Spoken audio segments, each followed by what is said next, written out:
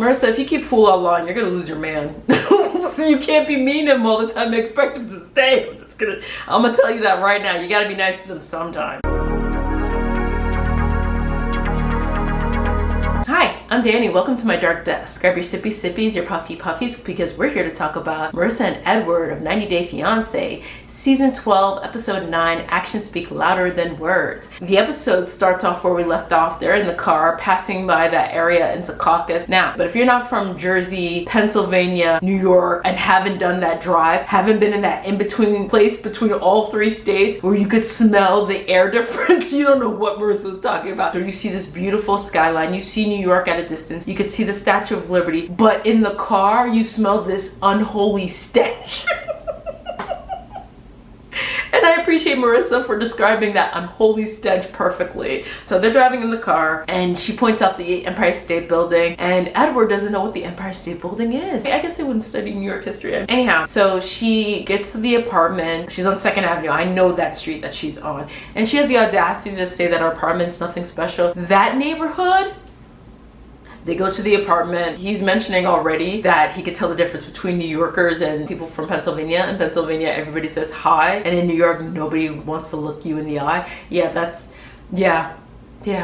They look around her apartment and she keeps downplaying her apartment, knowing full well she's paying $4,000 a month for that place. So at night they go to dinner at a rooftop restaurant. She points out the Chrysler Building and she asks, oh, do you remember the other building that I pointed out? And he's like, oh, I didn't remember the name. And she admonishes him for not remembering the name of the Empire State Building. Like, girl, calm down. She notices that he looks sad and he says, well, yeah, I'm kind of aggravated with you. You know, that comment that you made about me being one of your kids is stuff because I'm a grown man. He says that he is a man, and when he gets situated, he will take control of things. Marissa says, again, kind of undermining what he just said, that, well, she needs a man, and she doesn't know if he could be the man that she needs. And I'm like, girl, shut up. I get your anxieties. You don't have to vomit them all out. You could just keep some to yourself. Then she says, I want you to find something to do to be productive. Obviously, you're not capable of fixing things around the house, but you need to find something to do. You could say things like that, but you could be gentler about it. Simmer down the hard edge. Like, she's super hard on him and he just got there. In his interview, he says, what I need as a man in my relationship is respect. And if I don't have respect, I'm not marrying her. And I believe him. Or he's gonna marry her and then he's gonna promptly leave her. Marissa tells Edward that she has high expectations, and Edward asks for time. I just got here, let me make a plan, let me figure things out, because I didn't know what it was gonna be like. How do you expect him to have a plan already made of what he's going to do? She says that she's hyper independent because she doesn't want to be disappointed, and then she starts to cry because she feels bad for being bitchy to him. Well, guess what? Stop being bitchy. Don't cry. Stop being bitchy. It's very simple. Edward says, oh, I don't want you to be upset, and he comforts her,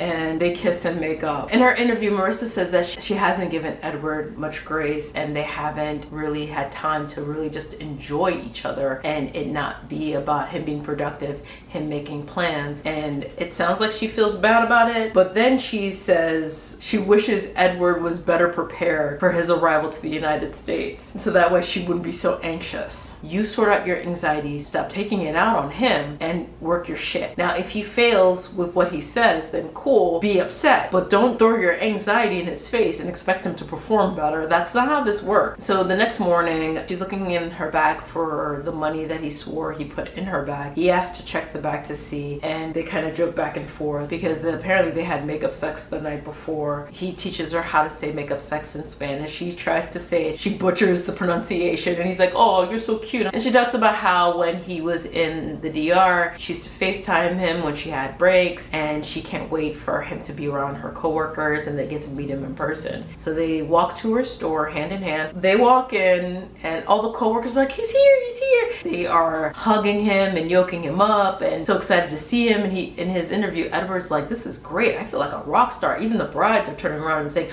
oh, who's that? Who's that? He's like, I could have this happen to me all the time, which is very egocentric. He really loves attention. Red flag. So this is what could happen. I don't wish this on anybody. However, if Marissa keeps emasculating him, and I put that in quotes because you can't take someone's masculinity away from them, but if he perceives it as his masculinity being undermined, he's going to seek somebody who's going to make him feel good about being a man. So Marissa is nervous about letting him out into the streets of New York, And he says, the Dominicans, he doesn't say this to her, but he says this in the interview, the Dominicans everywhere in New York, I'll be fine. And he is right, he's gonna be fine. Even if he doesn't run into a Dominican, there's a Puerto Rican, there's a Mexican, there's everybody. There are black people, there are white people. We all speak Spanish over here. How else are we gonna get our plantanos? Oh, I want some plantanos. In his interview, he's talking about his experience of walking through New York. The buildings are so long and so big, it's kind of dizzying looking up at them. Everything's so confusing, there's so many people, but he says he likes it, and I like that for him. I would imagine he would thrive in New York, very much so. Not because of the Dominican community that already exists in New York, but just in general. I am certain he would thrive in that space. And there's also more job opportunities there than in Blue Bell, Pennsylvania, but we'll see how this goes. And that is my recap. Thank you so much for watching. Please be sure to like, comment, subscribe, do as you deem fit. Keep your sippy sippies, your puffy puffies close, but your instincts even closer, and I'll be sure to catch you on the flips. Bye. Say hi, subscribers. Say hi. Thanks for subbing. I can't use my cat? No? Unethical?